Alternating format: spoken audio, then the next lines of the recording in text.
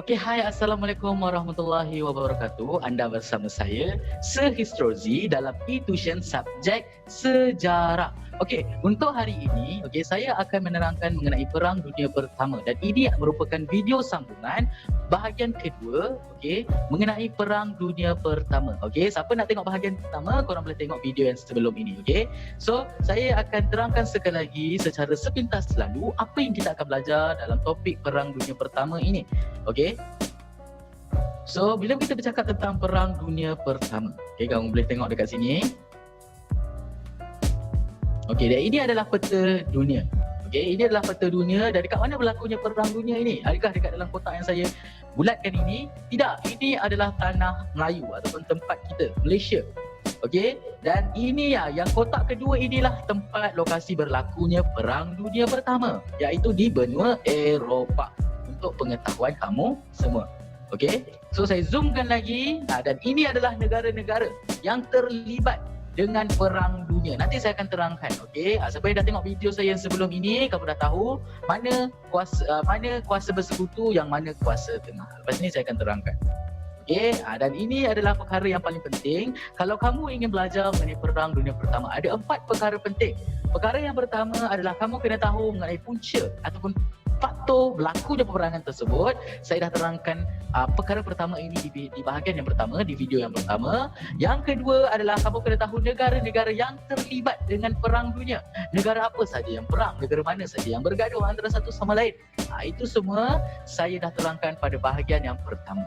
Untuk hari ini, saya akan terangkan 2 lagi perkara penting bila kita bercakap atau berbincang tentang Perang Dunia Pertama. Iaitu yang pertama, kita akan tengok kronologi peristiwa, iaitu mengenai bagaimana susunan peristiwa Perang Dunia itu berlaku, bermula daripada mana, berakhir di mana. Okey, kenapa ianya bermula? Itu adalah kita akan belajar di perkara yang ketiga mengenai kronologi peristiwa Perang Dunia Pertama. Okey. Dan perkara yang keempat atau yang terakhir, bila kita belajar tentang Perang Dunia Pertama, kita akan tengok selepas Perang Dunia itu berlaku, apa kesan Perang Dunia? Okey, apa kesan dia kepada dunia? Apa kesan dia kepada negara-negara yang terlibat dengan perang tersebut? Okey, iaitu kita akan tengok mengenai kesan perang. Okey, so tanpa melengahkan masa lagi, kita akan tengok bagaimana kronologi peristiwa Perang Dunia itu berlaku. Okey. Okey, seperti kamu dah tengok di video bahagian pertama, kamu dah tengok dekat situ, ini adalah peta benua Eropah dan ini adalah pembahagian kuasa-kuasa yang berperang antara satu sama lain. Kita ada kuasa tengah yang diketuai oleh Jerman, diikuti oleh Austria-Hungary, Bulgaria, Turki Uthmaniyah, okey, dan beberapa negara-negara kecil yang lain. Manakala kuasa bersekutu pula disertai oleh Perancis, Rusia, British, Itali dan juga Serbia dan beberapa negara-negara sekutu yang lain. Dan ini adalah pergaduhan atau perang yang berlaku antara kuasa biru dan kuasa merah, kuasa bersekutu dan juga kuasa tengah. Jadi bagaimana peristiwa ini berlaku? Apa permulaan berlakunya peperangan ini? Sekarang kita akan zoom. Okey, kita akan zoom di bahagian, kamu tengok kat sini, saya zoomkan dia. Okey, kamu tengok dekat situ.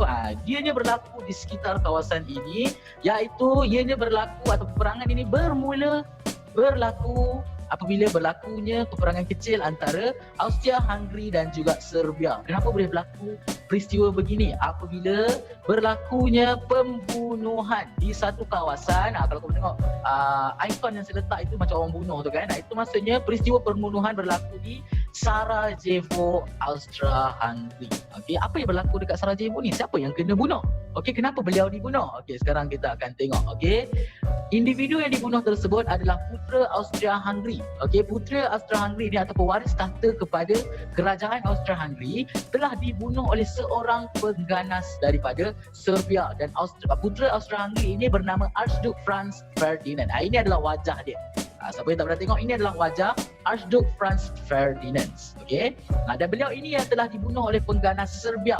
Okey, dan apabila berlaku pembunuhan ini, ianya telah mencetuskan kemarahan orang-orang Austria-Hungary disebabkan pewaris tahta, satu-satunya pewaris tahta Austria-Hungary telah dibunuh. dan bukan dibunuh oleh orang-orang Austria-Hungaria sendiri, tetapi dibunuh oleh musuh Austria-Hungaria iaitu Serbia. Dan kita tahu kalau kita tengok dari segi merah dengan biru itu, kita tahu Austria-Hungaria join kuasa tengah dan Serbia join kuasa bersekutu. Di situ berlakunya faktor segera ataupun faktor berlakunya peperangan. Tapi peperangan di awal ini hanya berlaku di antara Austria-Hungaria dengan Serbia sahaja. Kalau tengok dekat situ.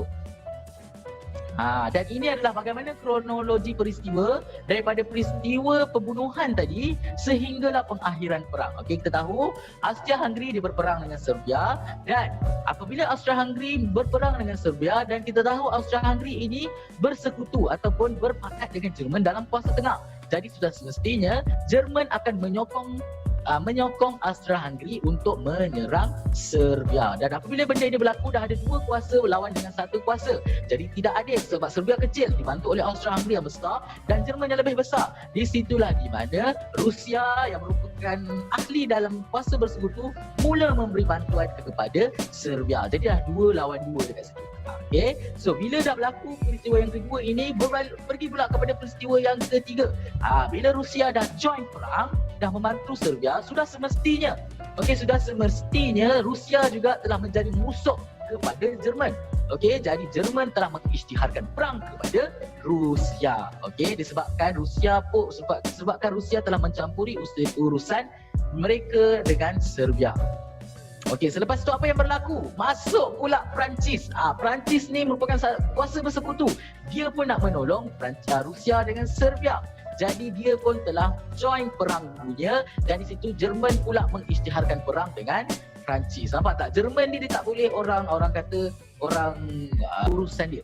Bila orang sesebuah negara mencampuri urusan dia, di situlah dia akan isytihar perang dengan negara tersebut. Lepas tu apa yang berlaku? Lepas tu Britain atau British pula menyertai kuasa bersekutu. Okey, dah sertai kuasa bersekutu maksudnya dah banyak dah negara berperang ini.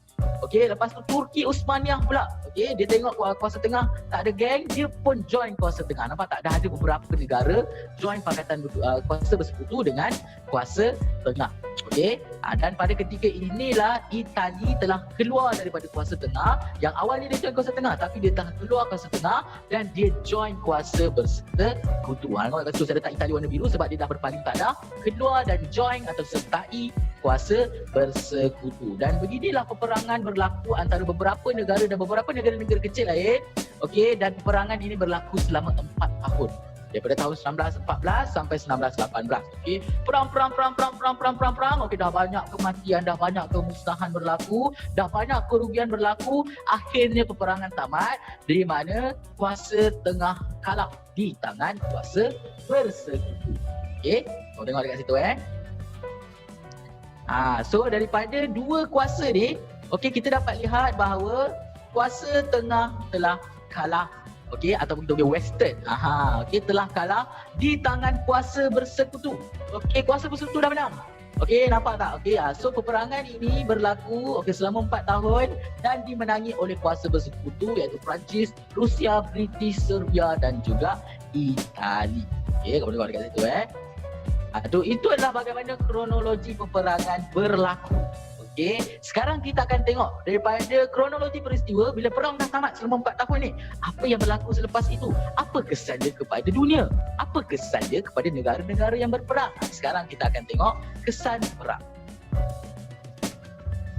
So daripada kesan perang ini, kita akan tengok daripada 3 aspek kesan perang dunia pertama. Yang pertama adalah dari segi politik, yang kedua dari segi ekonomi, dan yang ketiga dari segi sosial. PES, politik, ekonomi, sosial. Sebab kesan perang dunia ini dia memberi kesan kepada 3 aspek ini. Okey, kita tengok yang pertama. Okey, dari segi aspek politik, kamu tengok kat situ, apa kesan dia dari segi aspek politik? Berlakunya persidangan damai dan juga perjanjian Versailles. Ianya adalah satu perjanjian yang ditandatangani ataupun satu persidangan yang disertai oleh negara-negara yang berperang. Okey, kuasa tengah dan kuasa bersekutu mereka buat satu discussion untuk menghentikan perang dunia pertama selepas kuasa tengah kalah. Okey.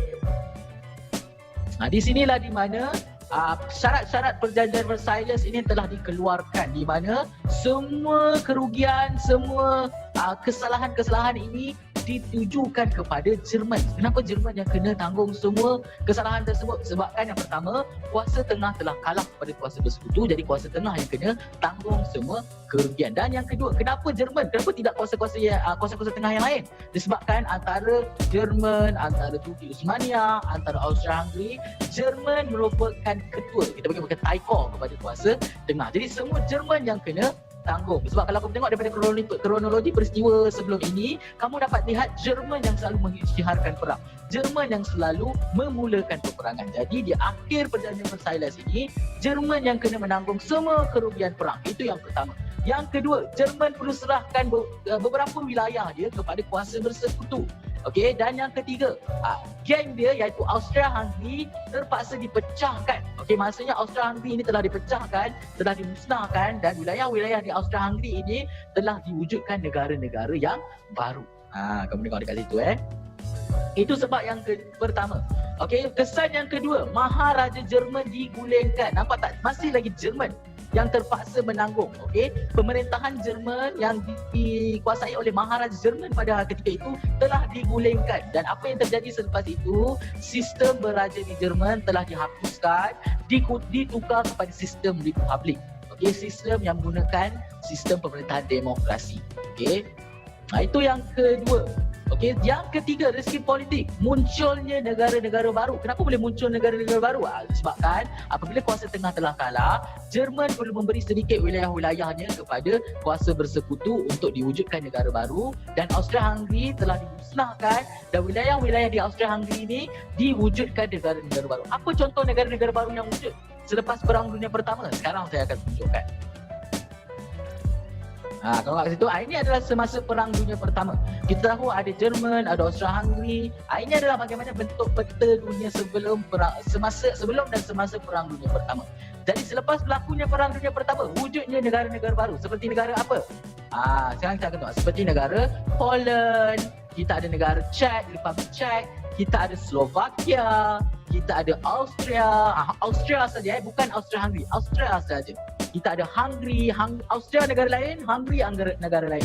Kita ada Slovenia, kita ada Croatia, Bosnia, Montenegro, Albania, Greece, Makedonia, Serbia, Romania dan sebagainya. Ini adalah contoh-contoh negara baru yang wujud selepas Perang Dunia Pertama. Dan kalau kita tengok, kebanyakan negara-negara ini diwujudkan daripada perpecahan negara Austria-Hungary dan beberapa wilayah daripada Jerman. Kalau tengok kat sini, Jerman dah tinggal sikit dah. Okey, sebab dah banyak ada negara-negara baru yang diwujudkan. Dan beginilah bentuk peta dunia selepas Perang Dunia Pertama sehinggalah pada hari ini. Dan pada hari ini kita tak ada dah negara yang bernama Austria-Hungary. Tetapi kita ada negara Austria satu negara, Hungary satu negara. Okey. Itu adalah dari segi politik. Okey, ada yang keempat, kita tengok wujudnya penubuhan Liga Bangsa. Apa ni Liga Bangsa? Okey, Liga Bangsa merupakan satu pertubuhan yang telah diwujudkan selepas perjanjian Versailles, di mana Liga Bangsa ini tugas dia adalah untuk menjaga keamanan. Okey, tugas dia adalah untuk menjaga keamanan dan memastikan tidak berlaku lagi Perang Dunia Pertama dan tidak ada lagi penentangan daripada Jerman. Sebab dalam Perang Dunia Pertama mereka menganggap bahawa Jerman adalah kuasa yang bertanggungjawab memulakan perang. Jadi Liga Bangsa ini perlu menjaga keamanan dunia dan dia perlu pastikan Jerman tidak lagi mengancam dunia. Maksudnya setiap gerak-gerik Jerman itu akan diperhatikan oleh Liga Bangsa supaya Jerman tidak melampaui batas dan mencetuskan perang dunia. Okey, dan kalau kau tengok dekat sini, kebanyakan kesan politik ini banyak memberi kesan kepada Jerman. Okey, sebab semua Jerman yang kena tanggung. Jadi Jerman rasa benda itu tidak adil. Okey, jadi di situlah nanti di mana Jerman dia menyimpan dendam. Okey, dendam disebabkan semua dia yang kena tanggung. Di situlah nanti di mana bila sampai beberapa tahun lepas itu Jerman akan mula bangkit di bawah pemerintahan yang baru. Di situlah di mana Jerman akan mencetuskan Perang Dunia yang kedua. Nanti kita akan tengok dalam video yang akan datang mengenai Perang Dunia kedua. Okey, dari segi politik kita tengok yang kedua. Kita tengok dari segi ekonomi. Bagaimana pula dengan ekonomi? Apa kesan ekonomi bila kita ada Perang Dunia Pertama? Yang pertama, berlakunya inflasi dan juga hutang. Kenapa boleh berlaku inflasi dan juga hutang? Kalau kamu tengok dekat situ, okey, bila adanya peperangan. Okey, akan banyak berlakunya orang kata pembinaan senjata, okey, rekrut banyak askar-askar, nak merawat askar-askar yang cedera daripada perang. Itu semua memerlukan wang yang banyak. Dan semua negara-negara yang berperang dalam Perang Dunia Pertama perlu orang kata menyalurkan wang-wang negara mereka kepada peperangan. So di situlah berlakunya inflasi, berlakunya kemelesetan ekonomi, berlakunya hutang sana hutang sini, negara ni hutang negara tu, negara ni hutang negara tu untuk membiayai peperangan yang mereka lakukan. So negara-negara kat Eropah ni dah makin miskin sebab dah tak ada duit, banyak berhutang je. Okey? Itu yang pertama. Dan yang kedua, bila berlaku inflasi dan juga hutang dekat Eropah, di sinilah di mana dua kuasa yang di luar benua Eropah mula mengambil kesempatan, iaitu yang pertama Amerika dan juga Jepun. Sebab mereka tahu, benua Eropah dah makin miskin, tak ada duit sebabkan mereka kena membiayai kerugian Perang Dunia Pertama. Di situlah mereka Amerika dan Jepun mula menguasai ekonomi dunia. Sebab itu kalau tengok pada hari ini, Amerika dengan Jepun ni adalah antara negara yang paling hebat. Ianya bermula apabila mereka mengambil kesempatan selepas Perang Dunia Pertama. Dia tahu Eropah dahulu hebat, tapi sebabkan Perang Dunia, Eropah dah jatuh. Eropah dahulu hebat tapi dah jatuh, jadi mereka berdua yang naik untuk menguasai ekonomi dunia. Itu kesan yang kedua. Kesan yang ketiga, berlaku banyak kerugian perang. Sama ada kuasa bersekutu ataupun kuasa tengah. Ini adalah jumlah jumlah hutang yang terpaksa ditanggung oleh kuasa bersekutu, iaitu sebanyak 125 bilion US dollar. Bukan ringgit tau, US dollar. Dan kuasa tengah terpaksa menanggung 60 bilion US dollar. Banyak kerugian yang mereka kena tanggung. Sebab itu mereka terpaksa menghadapi inflasi dan juga hutang di bahagian yang pertama ini kalau kamu tengok. Itu adalah segi sebab ekonomi atau kesan ekonomi. Tengok pula kesan sosial. Kesan sosial adalah satu di mana berlakunya korban nyawa yang sangat besar dalam sejarah hidup manusia, iaitu kematian yang berlaku dianggarkan sebanyak 10 juta manusia. Tetapi 10 juta ini adalah jumlah yang dijumpai. Ada yang mengatakan jumlah sebenar korban dalam Perang Dunia ini lebih banyak daripada ini, disebabkan kalau kamu tengok Perang Dunia ini banyak berlaku bom dan sebagainya. Jadi bila kamu bom kat satu tempat ini, sudah semestinya manusia-manusia dekat tempat yang kena bom itu akan berkecai, akan tenggelam dan sebagainya. Jadi mereka-mereka inilah yang tidak dijumpai, dan sebab itu dianggarkan korban nyawa Perang Dunia Pertama ini dikatakan lebih besar daripada 10 juta manusia. So itu adalah kesan sosial daripada Perang Dunia Pertama.